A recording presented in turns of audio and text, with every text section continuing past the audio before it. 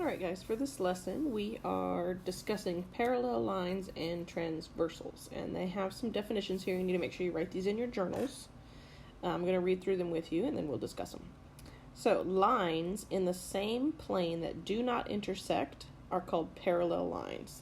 They will always run next to each other and never cross. Think of like train tracks. Never going to cross. Those are parallel.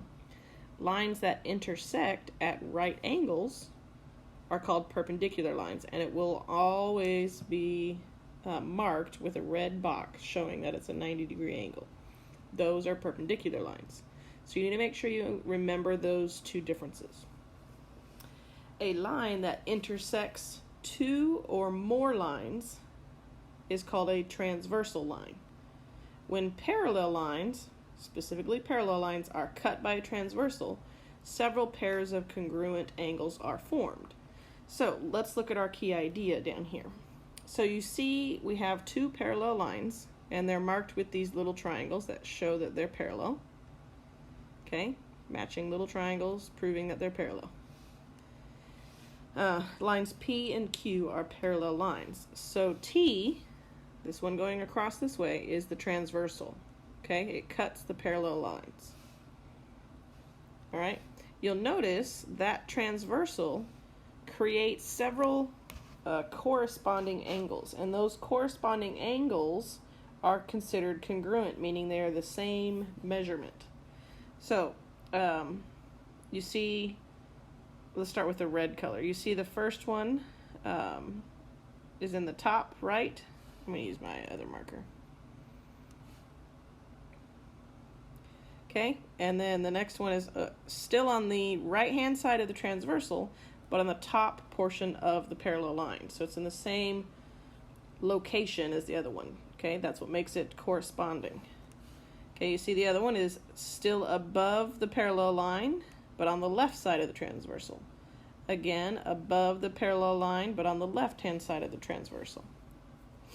Okay, now we go to the bottom side of the parallel line with these, but they're still on the left side of the transversal.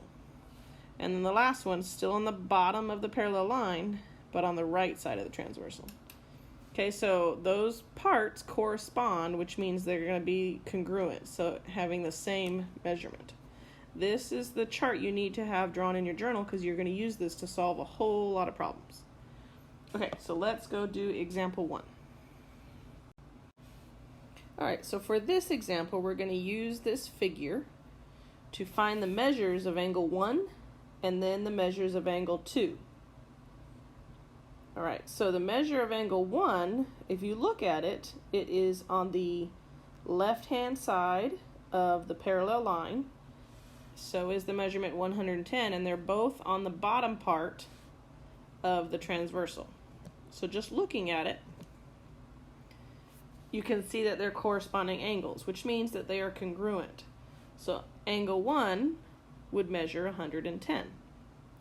Now, how do we find angle 2? Because we don't have the corresponding angle. But if you look at angle 1 and angle 2, those two angles are adjacent. They're on the same side of a line, line B, and if you added them up together, they would equal a straight line, which is 180. Those are considered supplementary angles. So angle 1 and angle 2 added together equal 180. So in order to solve for angle 2, you would just take 180 minus the 110, because that's how much angle 1 measures. So to get angle 2 by itself, you subtract the 110 from both sides, and 180 minus 110 is going to be 70. So angle 2 equals 70 degrees.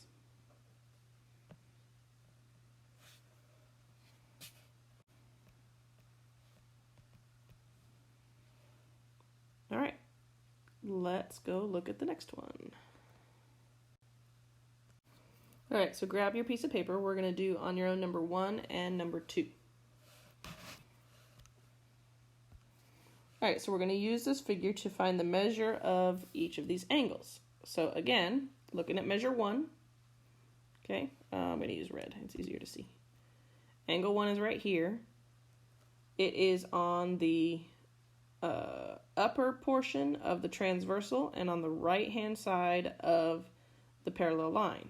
Well, this one is also on the upper portion of the transversal and on the right-hand side of the parallel line. So the measure of angle 1 is also 63 degrees. Explain your reasoning. These are corresponding angles. Oh, I'm going to type it.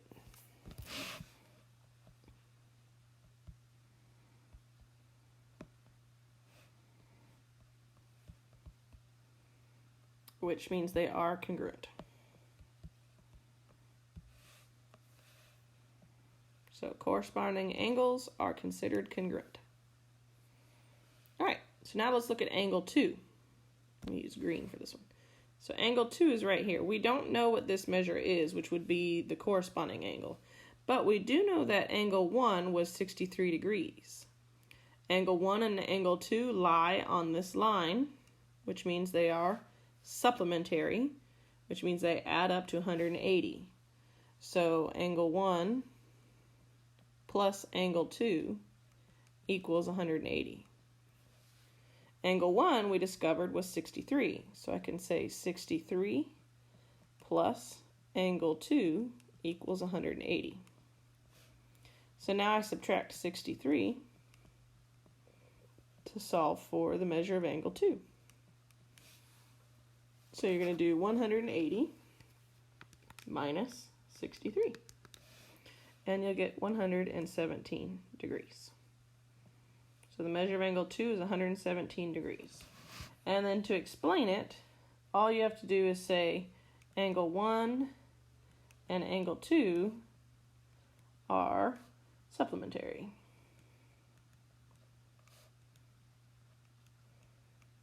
Gonna run out of room? Nope, made it.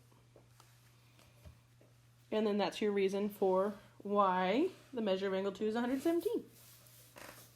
All right, good. Let's go look at example 2. All right, so now we're going to use this figure on the left to find all of the measures of the numbered angles. So, first thing, let's look at angle 1 just to see if we can go ahead and solve. And you won't always necessarily solve these angles in order. Sometimes you can jump around. But we'll start off with going numerically. So number 1 is in relation to the only measurement we have on here is 75. It is directly across from it, and it forms an X in between, right? So those are called what? Vertical angles. Vertical angles are congruent. So we know the measure of angle 1 is also 75 degrees because it's a vertical angle and they would measure the same. Okay, so now we have the measure of angle 1. So now let's look at angle 2 and 3. Those are also vertical angles, right? Now, the 75 degrees is supplementary to angle 2, isn't it? If I had angle 2 plus the 75, I would get 180. So we can do 180 minus 75, and that would give us the measure of angle 2, which would be 105. And again, 2 and 3 would be the same measurement because, number 1, they're vertical angles, but 3 would be considered supplementary to angle 1. And angle 1 was also 75, so if we did 180 minus 75 again, we're still going to get 105. So now we know the measures of angle 2 and 3. That would be 105. So now let's look at the right-hand side where we have numbers 4, 5, 6, and 7. So this is where we can use your corresponding angles. So 4 and 6 are going to be corresponding to 1 and that's 75. So we know the measures of 4 and 6 would be 75 degrees. And then 5 and 7 would be corresponding to 2 and 3, which means they're going to be 105 degrees. So now you have all 7 measurements, including 8 would be including that 75 degrees, but you only have to list the 7. So angle 1, we found out was 75 because it's a vertical angle. Angles 2 and 3 are supplementary to their side angles, so those would be 105 because we did 180 minus the 75. And then angles 4 and 6 are corresponding to 1 to 1, and that's 75 degrees, so we know that measures 75. And angles 5 and 7 are corresponding to 2 and 3, so we know they're 105. Okay, so just use all the rules that you learned through this. It's important you take note of which line is a transversal and which two lines are parallel, all right? Okay, so let's move on to the next. All right, so on your piece of paper, now we're going to do on your own number 3. So just like the example we did, we're going to start with the one measurement and see if we can't solve for the rest of them. So let's look at angle 1 to begin with. I'm going to use red because you can see that the best. Angle 1. There's not a corresponding angle to the measure of angle 1 that would work, right? Because corresponding would be number 4. Well, we don't have a measurement for that angle. But let's look at the measurement we do have. What is 59 when you look at angle 1? How would you describe those two angles? They're supplementary. So we know that angle 1 plus 59 should be 180. So if I do 180 minus 59, I'm going to get 121. So then I know the measure of angle 1 equals 121 degrees. All right, so now we have angle 1. I'm going to write it over here just for fun. 121. Oops. So now, can I find the measure of angle 2? Absolutely. Measure of angle 2, look at that compared to the 59. It's a vertical angle. Vertical angles are congruent, so this one would also be 59 degrees. So now let's look at the measure of angle 3. Angle 3 is a vertical angle to angle 1, meaning that they're the same measurement. So that would be 121. So we've done that whole side. Let's look at 4, 5, 6, and 7. Measure of angle 4. So now this one's corresponding. What angle would that one be corresponding to? Angle 1. So we know that the measure of angle 4 is also 121 degrees. Measure of angle 5. Ooh, that was a funny M. Measure of angle 5 would be corresponding to that 59 degrees that we already see written there. So the measure of angle 5 would be 59 degrees. Measure of angle 6 is corresponding to the measure of angle 3. If I look over at the measure of angle 3, it's 121. And then my last one, the measure of angle 7, is corresponding to the measure of angle 2, which we look back and it is 59 degrees. See how you can build on just one measurement. Okay, so just make sure you take the steps to find the measurements accurately, and it's pretty easy. All right, next page. Okay, so now we need to describe some of these angles real quick, so that way when we talk about them, you'll know what I'm saying. So you see again, we have two parallel lines that are cut by a transversal. Okay, you see the angles that are inside the parallel lines, those are called interior angles. So they're inside the parallel lines. So if I drew the parallel lines here, they're inside that. The angles that are on the outside of the parallel lines are called exterior angles. These are just definitions you need to make sure you have in your notes. Later on, I don't know if you'll learn it in this grade, but for sure in geometry, you'll get some interesting correlations when we talk about interior and exterior angles. So just make sure you have this written and sketch it out in your journal so you know what to call each of these angles. All right, let's go look at example 3. All right, so we have a window. A store owner uses pieces of tape to paint a window advertisement. The letters are slanted at an 80-degree angle. What is the measure of angle 1? So you see all the letters are nice and slanted, and the two dashed lines, you see those two dashed lines would be considered your parallel lines. They are both going the same direction at the same angle, So those two dotted lines are never going to cross. So there's your two dotted lines. So which one would be your transversal? The piece of tape. And I'm going to use the piece of tape that's under the word sail because you see that's where our angle measurements are. So, using the corresponding angles, you see that 80 would be the same measurement as the measurement on the outside of the second parallel line. So not where the number 1 is, but on the other side would be where 80 is. You see this little picture over here, it shows you. So we know that that measurement's 80. How would I solve for angle 1? Well, that 80 degrees that would be on the outside there is supplementary to angle 1. So I know that if I do 180 minus 80, that's going to give me the measurement of angle 1. So 180 minus 80 is 100. So the measurement of that angle 1 is 100 degrees. If you look at the multiple choice, that's letter B. Okay, pretty simple. Just walk your way through it. The key with a lot of this stuff, guys, is not to rush. When you rush, you make silly little assumptions and make silly little mistakes.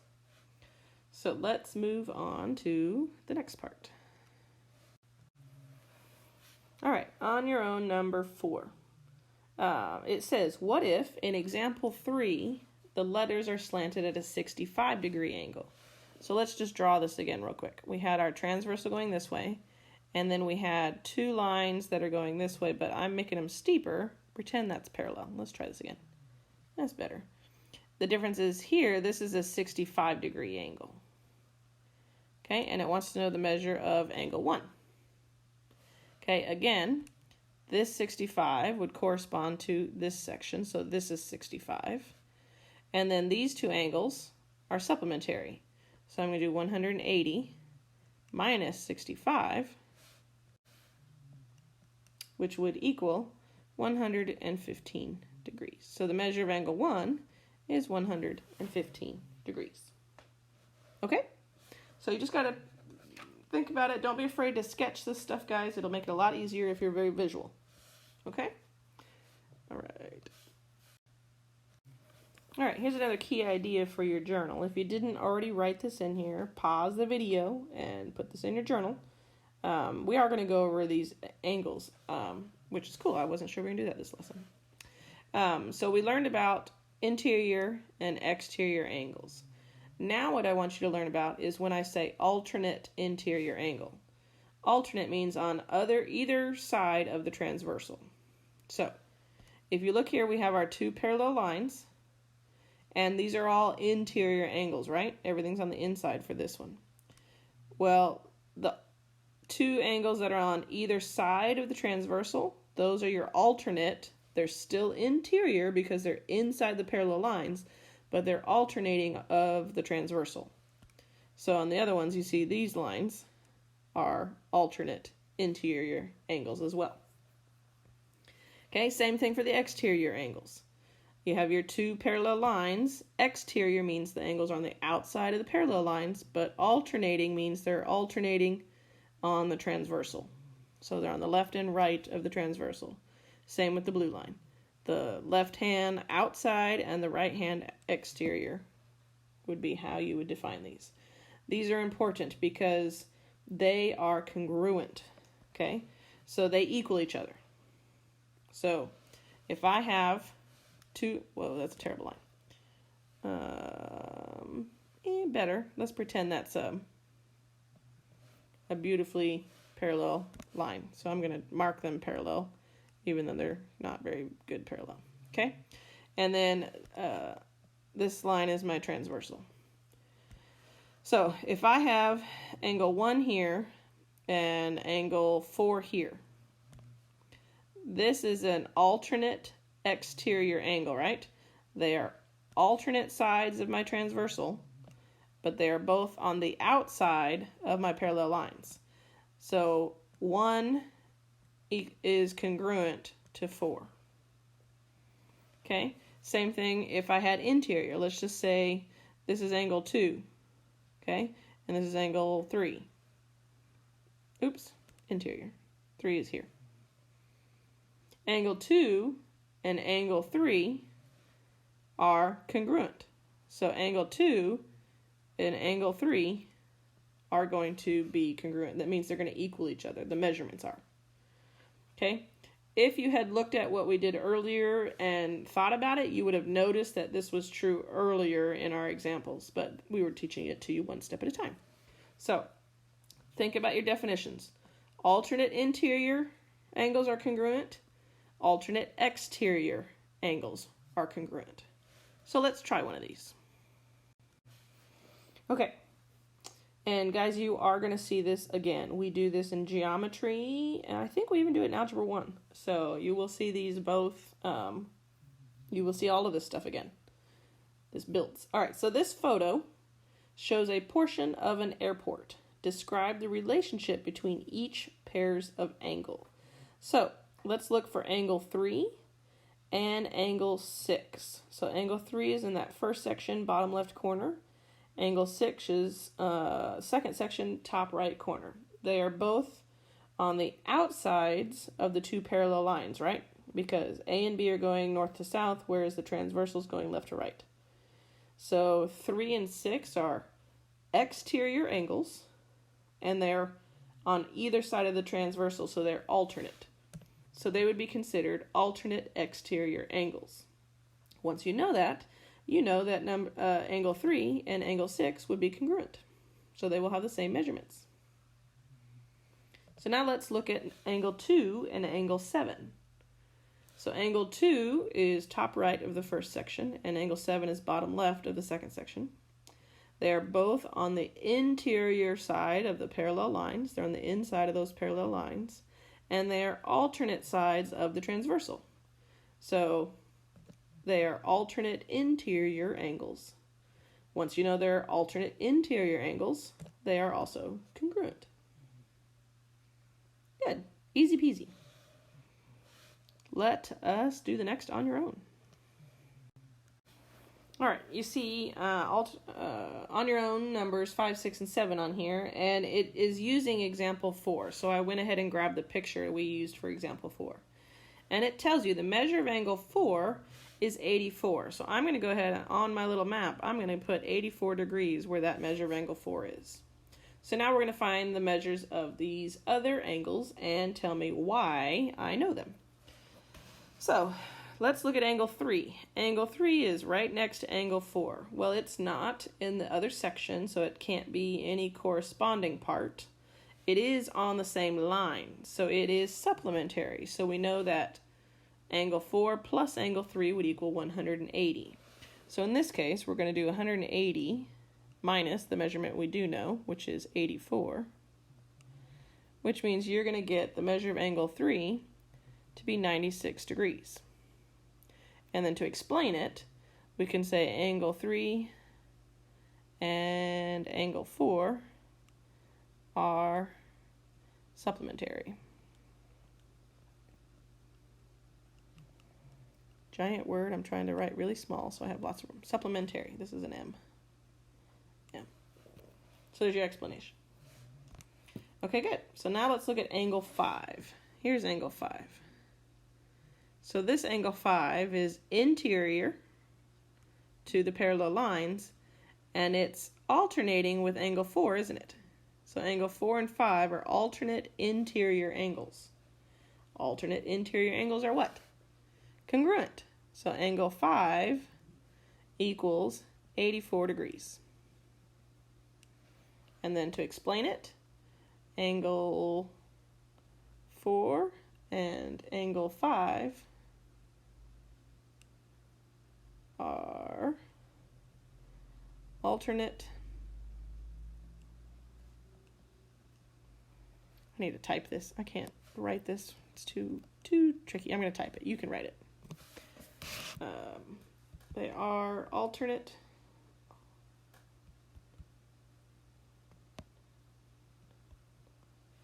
interior angles, which are congruent.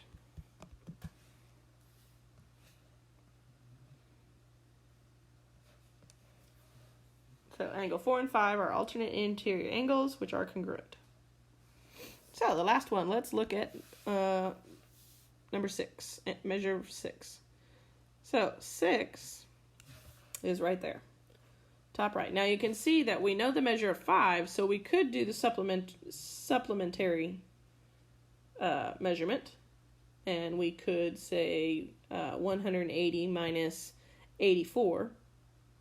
But what's another way we could look at it? This one's way out here on the outside. What about this one way over here? Did we ever solve for 3? We did, which was 96, right? So this is an exterior and it's alternate. So you could do this 2 ways. You could either tell me that 5 and 6 are supplementary and do 180 minus 84 to get 96, or you could look at this and say, well, angles 3 and 6 are alternate exterior angles, which are congruent. I don't care which one you write, just give me one of those reasons. So we know that the measure of angle 6 is 96 degrees. So either way, you could tell me that 5 and 6 are supplementary, or you could say 3 and 6 are alternate exterior angles. So I'm going to go with, which one? Angle 5 and 6 is what I'm going to do. Mostly because it's less to type. Angles 5 and 6 are supplementary.